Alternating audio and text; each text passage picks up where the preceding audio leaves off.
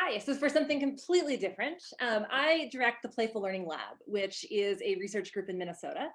And a few years ago, we partnered with the rock band OK Go. And together, we've been running something called OK Go Sandbox for the last 4 years, 25 plus education videos and classroom lesson guides mapped to standards for science, et cetera, which has been heavily used during the pandemic. It's been fun to see Monday through Friday, all the hits on the site where teachers are using the OK Go Sandbox content to teach things like parabolas or gravity or collaboration. However, when COVID hit, one of the earliest cases of COVID in Los Angeles was actually the lead singer of OK Go and his family and wife. And the band created a song called All Together Now that they recorded as a fundraiser for frontline workers. And we loved this at Sandbox, and we invited people to submit art that they were doing collaboratively. But around December of 2020, Damien and I thought it'd be really fun to see if we could get people around the world to collaborate with us on sort of an epic art and music project. And at the time we laughed and said, well, maybe we could get 2,500 people to volunteer to help us. And so the month of February of 2021, we had a site where people could sign up to either submit music or sign up to color. We didn't tell them what they'd color.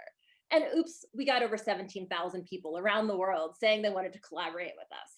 So what does it look like to try to create during a pandemic, a project with about 15,000 to 17,000 people? Well, we very quickly scrambled and sourced 4 animators and 1 engineer from around the world. Vanessa Vermeer was a student in Berlin. Megan Kim was in LA. Woo-Young Kim is a young animator in New York.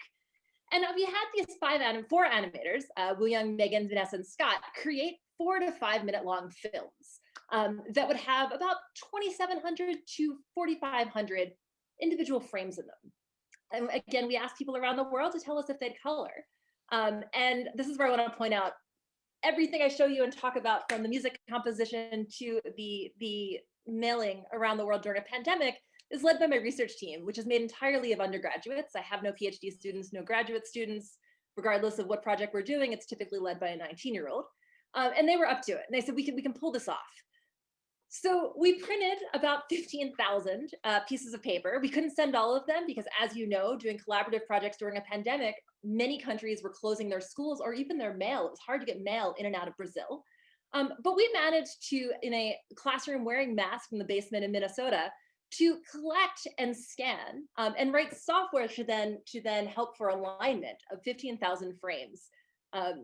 And why do this, right? We wanted to test a few things. One was massive collaboration, and to do something kind of happy all together, and give people a chance to create art during a pretty dark time, particularly teachers and kids, but also see what it would take for us to figure out a system for pulling all of these disparate pieces in. If you've ever done animation, you know that frame registration is really challenging. And if you have people mailing you pictures or scanning and emailing you pictures around the world, you suddenly need to write a lot of software to do the frame registrations.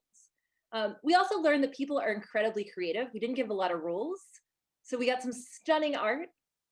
We even had some dogs and cats that helped us with the art.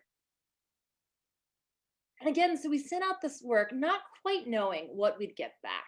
And what we ended up getting back, again, were all of these colorings from around the world. But we had so many people sign up, we had to keep adding films. So what you see here, I think, is one of the largest praxinoscopes that's been built recently.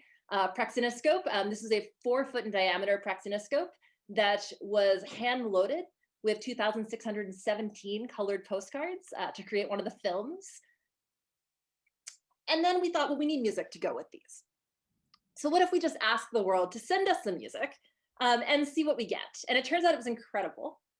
We had over 400 people submit clapping or singing or stomping from around the world. So we actually made 5 songs. We had people tap dancing. And I want to show you a clip. So I'm going to just tell you the lessons we learned at Happily Teach You in creating 6 music videos with 15,000 people in under 4 months are that it's super challenging. I would love to talk logistics and frame cropping and animation registration with you. But also the people are awesome. So in my 30 seconds, we timed it. Here we go. This is what one of them looked like.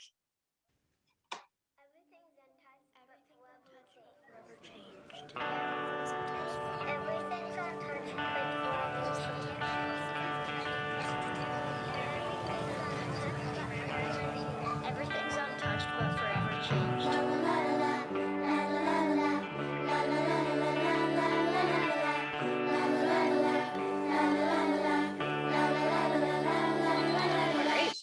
And I invite you to check out our website sometime where I'll happily show you all 6 of the films. But thank you for letting me share.